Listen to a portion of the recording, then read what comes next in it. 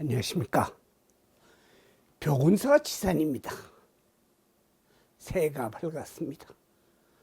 올해는 부자 되는 방법인 올바른 보시 방법에 대하여 말하는 것이 보람찬 한 해를 설계하는데 큰 도움이 될 것이므로 갑진년의 첫 번째 주제로 선택하였습니다. 좋은 곳, 좋은 정보도 남과 함께 한다면 이 또한 보시 중에 큰 나눔입니다. 구독, 공유, 좋아요 누르는 것도 큰 보시입니다. 불교의 육바라밀 가운데 으뜸이 보시입니다.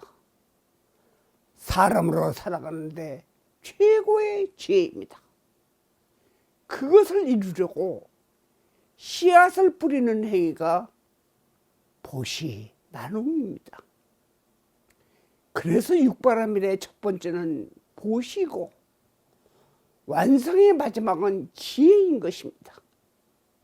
어느 날 저를 찾아온 두 명의 여인이 한탄을 하는 것입니다. 한 명은 60대 초반이고 또 한 명은 50대 중반입니다. 50대 중반의 여인이 말하기를 60대를 가리키면서 이 언니는 절에서 만난 도반으로서 스님에게 꼭 물어보고 싶은 것이 있어서 친견을 청하게 되었다는 것입니다. 이 언니는 평생을 불쌍한 사람들에게 자기 것을 주면서 살아왔는데 심지어는 고통받고 있는 사람을 보면 자기가 없으면 남에게 구워서라도 돕고 주면서 나누면서 살아왔는데 지금 말년이 되면서 남편과 이혼하고 집도 없고 월세도 못 내쫓겨나게 생겼는데 이 꼴이 무엇입니까? 스님들이 법모를 할 때 부자가 되려면 보시를 많이 하라고 하셨는데 부자커녕 남에게 빚이나 지지 않고 사는 모습이 보여줘야 하지 않겠습니까? 큰 스님께 물어보면 선업이 아직 익지 않아서 이고 전생의 빚을 갚느라니 그러니 조금만 더 참으면 좋은 결과를 얻을 것이라고 하시는 말씀을 하십니다. 그러나 더 이상 믿기 어려워 종교를 바꿔보려고 마지막으로 저를 찾아온 것이라고 이야기하는 것입니다. 몇 해 전 고인이 된 최인호 작가 아시죠? 그는 살아생전에 불교에 관심을 많이 갖고 있었습니다. 그래서 불교에 관한 소설도 써서 베스트셀러가 되기도 했습니다. 병들어 주변을 정리할 즈음엔 카톨릭으로 종교를 바꿔 삶을 마감했으나 그도 무명 시절에 소원이 있었다고 합니다. 나도 유명 소설가가 되어 어려운 사람을 많이 돕는 보시를 하고 싶다는 말을 자주 했습니다. 그 후 유명 작가가 된 후 정말 많은 보시를 하였고 대가를 바라지 않는 나눔을 하는 사람으로서 정평이 나 있습니다. 반면 아주 어려울 때는 흔히 사람들은 돈을 많이 벌면 보시도 하고 어려운 사람을 돕겠다고 하지만 정작 살만하면 언제 그랬느냐 듯이 아주 잊어버리고 삽니다. 특히 병들은 사람은 고통을 받을 때면 완쾌되면 아픈 사람을 돕고 살겠다고 소원을 하지만 병이 낫고 나면 언제 그러냐는 듯이 합니다. 이는 화장실에 들어갈 때와 나올 때 마음이 다르다고 하는 것과 같습니다. 보시는 나누고 베푼다는 말입니다. 이는 불교뿐 아니라 다른 종교, 일반 세속의 삶에서도 가장 큰 덕목입니다. 보시엔 세 가지 종류가 있습니다. 첫째는 재물을 나누어 주는 것이며 이것을 제시라고 합니다. 둘째는 법시라 해서 진리를 가르쳐 주는 것입니다. 셋째는 무예시라고 해서 두려움을 없애주는 것을 말합니다. 이는 누구나 할 수 있는 것입니다. 출가자, 재가자 가릴 것 없이 모두 할 수 있는 것입니다. 저를 찾아온 두 여인은 이 의미를 잘 모르고 있는 것 같습니다.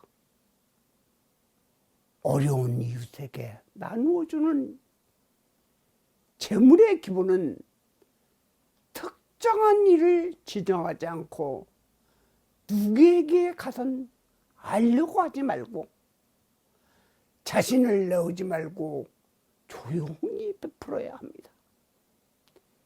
그래야만 베푼 만큼 공덕이 돌아옵니다. 때로는 몇 배, 몇십 배, 몇 백 배로 돌아옵니다. 서로 대가가 없어도 보시로 인해 자신이 기쁘면 그 에너지는 반드시 공덕으로 돌아갑니다. 계산적으로 안 맞지만 조건 없이 베풀면 상상을 초월하는 결과가 있습니다. 집세를 못 내 쫓겨나게 된 내담자와 같은 보시를 하면서도 결정적인 배척을 하게 된 것입니다. 첫 번째는 어려운 처지에 있는 사람을 돕는 보시를 너무 자신의 뿌듯한 감정에 무게를 둔 것입니다. 보시의 대원칙인 자신을 잊어버림을 못한 것입니다. 둘째는 법시를 잘 이행 못한 것입니다. 법시는 반드시 출가자가 되고 재가자에게 베푸는 보시가 아닙니다. 진리란 때로는 냉정해야 됩니다. 돈을 주는 것보다 상대에게 돈을 벌 수 있는 방법을 가르쳐 줘야 합니다. 그것이 세 번째인 무의식까지 함께 실행할 수 있는 지혜로운 보시인 겁니다. 그 방법을 잘 가르쳐 주는 것이 진정한 보시, 나눔인 것입니다. 가끔 종교시설이나 학교에 많은 기부를 하는 사람을 봅니다. 그것은 제시를 함으로 법시와 무의시를 가르쳐 줄 수 있는 곳에 기부를 하는 현명하고 지혜로운 행위인 것입니다. 저를 찾아온 여인들이 잘못한 것은 없습니다. 다만 아쉬움이 있다면 나눔에 앞서 한 번쯤 생각을 하는 것이 필요로 합니다. 그렇게 보시 나눔을 해온 것은 반드시 공덕으로 남습니다. 평생 나누었다는 말을 한 것과 부연해서 다른 말을 한 것은 보시를 퇴색시킨 것입니다. 세계적인 부호가 많은 재산을 기부하는 행위를 계속하고 있는 데는 보시는 반드시 더 큰 것으로 돌아옴을 알기 때문입니다. 진공묘휴, 분명 다 비우고 나누었는데 묘하게 가득 차 있다는 것입니다. 앞의 여인은 좀 늦을 따름이지 지금부터라도 올바른 보시법을 알게 된 인연에 따라 더 큰 복을 지을 것입니다. 옛날 어떤 장자가 스님께 보시할 공양물을 잔뜩 싣고 가는 것을 본 거지 여인이 자기의 전 재산인 동전 두입을 보시하셨습니다. 이를 유심히 본 스님은 그녀를 위해 축원문을 외웠습니다. 그 여인은 기쁜 마음으로 산에서 내려오다 잠시 쉬려다 그만 잠이 들어 길거리에서 자는데 마침 그것을 지나가던 왕이 그녀의 모습을 보고 반하여 왕비를 삼은 것입니다. 그 왕비는 축원을 해준 스님이 고마움에 전하려고 왕에게 간청을 내서 보물을 가득 싣고 스님을 찾아갔습니다. 그러나 그 스님은 반가워하지도 않고 무심한 것입니다. 그 까닭을 물으니 스님은 부인이 동전 두입을 보시했을 때는 오직 숭고한 신심만 있었으나 지금은 자랑스러워하는 마음도 있습니다. 부처님은 재물보시를 중하게 여기지 않습니다.